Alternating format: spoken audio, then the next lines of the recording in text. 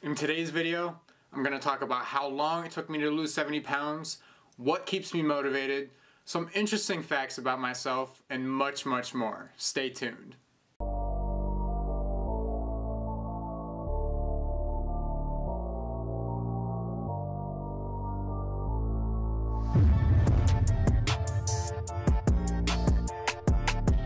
What is up, you guys? It's Anthony Monda, and today we're going to be doing a little Q&A.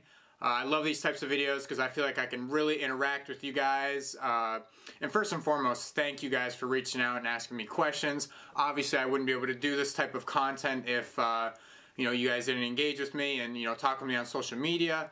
I gave a cue to you guys to do it on YouTube and on Instagram. So thank every single one of you for asking me questions. I really appreciate it. And let's get right into it. Okay, so the first one is, how long did it take me to lose 70 pounds? That's a really good question. So I did it, when I first lost the weight, I didn't do it in the most sustainable way like I would teach others, or like how I would really recommend to lose weight.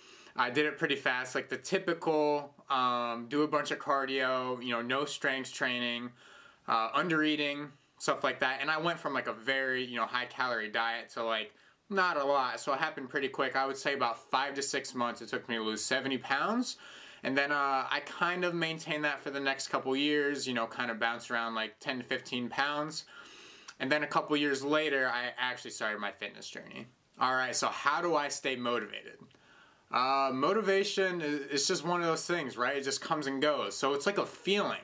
So it's just like happiness, being sad, it's just an emotion. So what I really try to preach to you guys, and what I really try to preach to everyone, is because I hear a lot like, I just need to get motivated to get back in the gym and start eating right. It's like, motivation helps. Like when you feel it, it's good. Go ahead and use it to get stuff done, but it's not always going to be there. So I don't really recommend relying on it.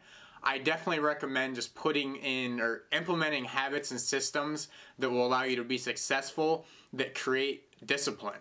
And actually, when you're not motivated to do something or to go to the gym or to eat right and you do it anyway, that's so much more important than actually being motivated in the first place, because those are the days you start to build that discipline and that character that are going to allow you to be successful on this journey. However, with all that being said, I do have a couple things that allow me to stay motivated. Number one is I have to set a good example for you guys. If I get on camera and I'm talking about losing weight, being healthy, and keeping yourself sharp mentally, and facing your insecurities and stuff like that, I have to set a good example, right? So I have to practice what I preach. I'll never be one of those people who will tell others to do something that I'm not doing. So that's number one. Number two is I currently live with a future Marine, my little brother, so it's not really hard to, not be motivated around him. His drive, his passion for what he wants to do, and his will, and just how he attacks things and how he handles himself at such a young age really keeps me motivated to keep, building on myself. Like we always say, like iron sharpens iron. Like we always build each other up and hold each other accountable. So I would really suggest, if you're having trouble staying motivated, that you find someone that will keep you accountable, whether that's a friend, family member, someone. Tell someone your goals who won't let you, slack off. What are some interesting facts about you? Ooh, I like this one. I like the personal ones.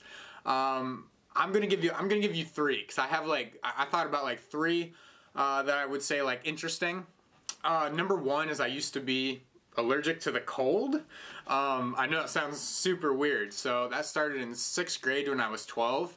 I was outside at recess and it was the winter time, and I started breaking out in hives, and they were like, what the heck is going on? I don't know, what is this? So they ended up doing tests, and I literally had to go to the doctor's office, and they put an ice pack on my forearm, and they watched hives just build up.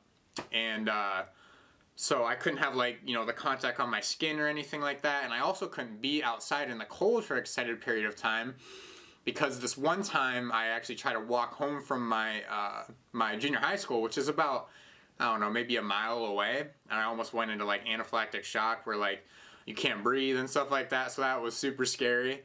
Now I'm not as sensitive to it. I've kind of overcame it, because that was during puberty and stuff like that, so I'm sure that had a lot to do with it, hormonal wise and stuff like that. But that was weird because it's like I couldn't stay outside for that long. I don't know, during football I had to always be covered up head to toe. Number 2 is I've never really been in a long relationship. I mean, it is what it is. When I was younger, like, I really didn't even care about it or anything. I'm sure it had a lot to do with me being like overweight and stuff like that. I didn't want to put myself out there. And then now I've just kind of been like super focused on, not myself, but you know, like my business and helping people out. But those are also excuses. Sometimes I just kind of get wrapped up in what I'm doing, and I have a hard time kind of delegating my energy and my focus elsewhere. Super funny, I just had to pause the video because I literally forgot about my very interesting fact to think about it, and it literally took me like a minute and a half to think about it. What I wanted to tell you guys is I didn't drink any alcohol until I was 21, like literally waited till my 21st birthday. I don't know, I was always just kind of paranoid of getting in trouble like in high school and stuff like that. And when I started to lose weight and get into fitness and stuff, I didn't really want to do it at all. I was kind of like hyper focused on, you know, what I was looking like, what I was doing in the gym, so I never did that. Never smoked the devil's lettuce, that's another one. I don't know, I just never really cared too much about that stuff. I like being like clear-minded, being able to make good decisions and not put myself at risk to make any stupid decisions. I like having fun. I'll drink every now and then now, you know, sometimes, but, you know, nothing too crazy. What is the best cardio for fat loss inside the gym and outside of the gym? Okay, so first things first, cardio is very overrated when it comes to fat loss and like changing your body composition, because number 1, you want to make sure your nutrition is on point. Number 2, you should be weight training. Cardio is just a tool to create more of a caloric deficit, so to burn more calories.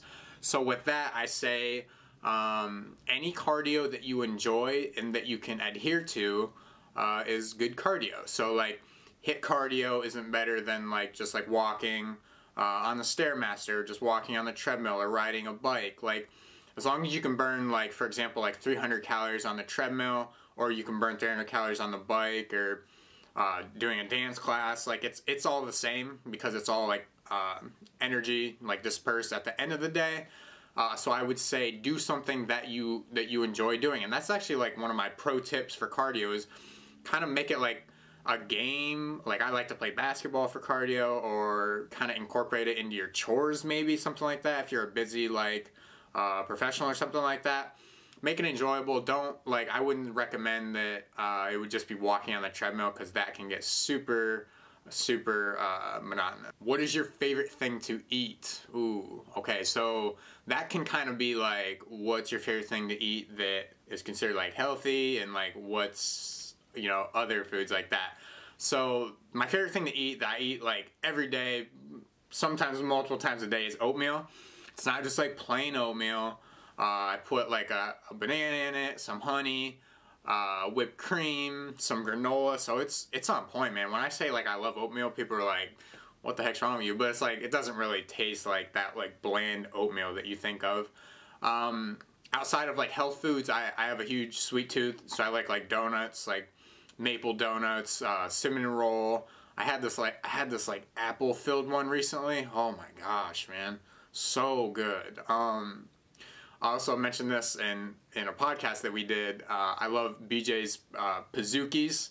It's like a baked cookie, and they put ice cream on it. Like it's so good for like a, you know, whopping 1,300 calories, man. But hey, man, I'll sacrifice for that, because that's some good stuff. How to make sure you don't gain too much weight too quickly on a bulk. I loved this question because I dealt with this myself when I would like go on bulks in the past. Because I had a history of like overeating and stuff like that, it kind of led to that. And this gentleman that asked the question, like he said, he has an easier time kind of fixing his mistakes when he's cutting as opposed to when he's bulking. That's so true, because like if you mess up on your diet, you just have to get right back to it. But if you're bulking and you start to overindulge like day after day, you start to take in too much energy, which is going to lead to too much fat gain instead of muscle gain too quickly. So my recommendation for this is you really want to have like concrete like things in place that you're going to do, meals you're going to have, calories you're going to hit, as if you were cutting. So make it like a non-negotiable, as if, you know, you were trying to lose weight. So have these meals in place, have a certain number of calories you want to hit. If you go over it one day, you can simply just like the next day, you can, you know, kind of think of it how you lose weight. Say you go over like 300 calories one day, the next day, you know, you don't have to hit it, you know, just bring it down 300 calories, right? Because it'll even out at the end of the week. It's much more difficult than people would think, right? Because when you give yourself the reins to eat a little more, especially if you've had problems with being overweight or overeating in the past, it's kind of a hard thing, because it's like you almost have to reverse your mindset. And I know a lot of you guys may be listening like, I can't even think about gaining weight right now, but hopefully you will get to that point, because like you can't lose weight forever. So we have to learn how to maintain the weight, number one. And we all like to build some muscle. Like, we can all benefit from more muscle, keep us healthier, help us live longer and stuff like that. So you're going to have to learn how to sacrifice and how to slowly put on muscle. Do you drink protein shakes? No, I do not. Well, I have like alright, like you don't need to shake or any, like pre in the bottle, like muscle milks. I just put it in my coffee like in the morning. So I guess I kind of do, but not like the protein shakes that you think of, like of meatheads taking it right after the gym or anything like that. They're not necessary for weight loss at all, or even for fitness as far as that goes. The only reason you need protein shakes is if you're having trouble reaching your protein requirements through whole foods during the day. So it can be beneficial, because a lot of people are lacking in protein in their diet. So it can help you, but it is no way, shape, or form essential to lose weight. There's no certain protein shakes for fat loss. I know they advertise that. That's such BS. That's simply from those companies to try to get you to spend your hard-earned money. So just stick to whole foods, and if you find yourself day after day struggling to eat, you know, protein, then you can consider a protein supplement. But for most of you guys, you'll probably be fine. What do you struggle with? So what do I struggle with? I struggle with a lot of things, man. Like I talk about this all the time. Like, I'm not perfect. I have insecurities. I have things I'm fearful of. I have doubts. I doubt myself, you know, daily. I think that's part of being a human being. It's very normal. So like, if you find yourself doing that, like, it's okay. If you're struggling with things, it's okay. I'll stop stalling and actually tell you. I struggle to get my veggies in. That's always been a problem. Like, it's gotten a lot better lately, but there's one thing where I gotta practice what I preach. You know, sometimes I won't have any, or some days I'll just have like one serving. I try to have veggies at least 2 times a day. Yeah. So another thing I struggle with is like content creation, because like I feel like I never want to get too stagnant with anything. Like, I never want you guys to feel like I'm repeating myself, making the same video over and over again. And I also want to do more like exercise and like workout videos and stuff like that. And I'm kind of working on that right now. But that's something I do struggle with, to come up with content on that side of things. How to work your way to an unassisted pull-up. Ooh, I like this. The one of the most like awesome signs that you're fit, or that you're, you know, making like outstanding progress, is if you can do an unassisted pull-up, right? I mean, that's pretty legit. Like, we all had to do those in gym class, and like, I know I couldn't do it. You know, those little skinny kids could do it, right? Doing pull-ups is pretty freaking cool. So the way that you work on that is you start with an inverted row. So that's where like you have like the bar, you can put it up on the Smith machine, and you kind of pull yourself up from the ground. So it's like, you know, very like assisted.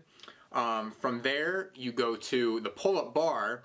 So you stand, you know, under it, and you grab it, and you just hold like an isometric hold. So you try to grip it for as long as you can to build up like the strength in your forearm muscles, your delts, your biceps, and stuff like that, just to kind of get used to that movement. And that's actually really hard.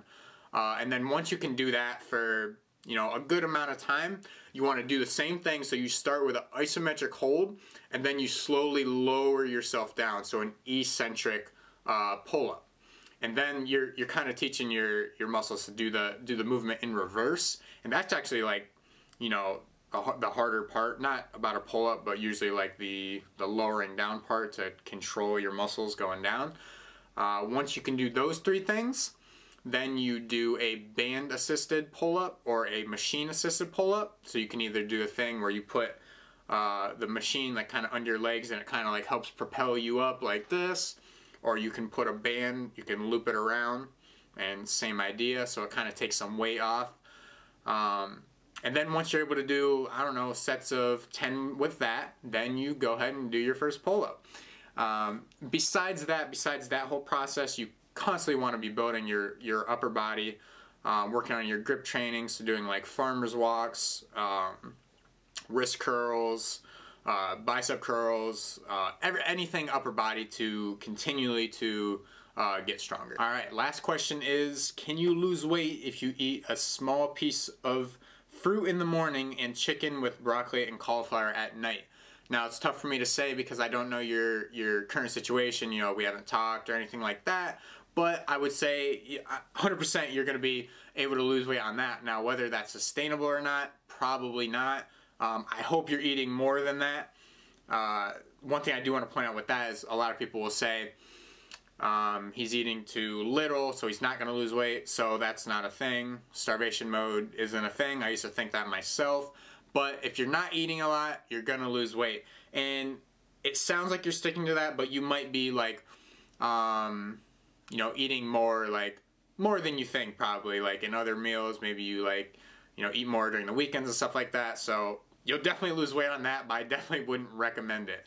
But you got to do what works for you at the end of the day. All right, that's all the questions. Thank you guys so much for reaching out to me and asking those questions. Like I said in the beginning of the video, wouldn't be able to do this type of content if it wasn't for you guys. So with that, I say I appreciate your support as always. You guys know that. Just so grateful for every single like, comment, every time you guys reach out to me. I know I say that like all the time, but it's because I truly mean it. Like, man, that's all I ever wanted to do when I like hopped on social media and started, you know, tell my story and trying to tell people how to lose weight and work out and stuff like that. It's like, that's the stuff I really wanted, like that connection, that interpersonal communication where we can like be more of like friends as opposed to you reaching out to me as someone who thinks they know something about a little something. So thank you so much. Stay tuned for more content. I'm gonna, you know, I've done a lot of videos lately. I told you guys, I told you. So yeah, just stay tuned. Thank you for supporting. Thank you for watching, and I'll talk to you soon.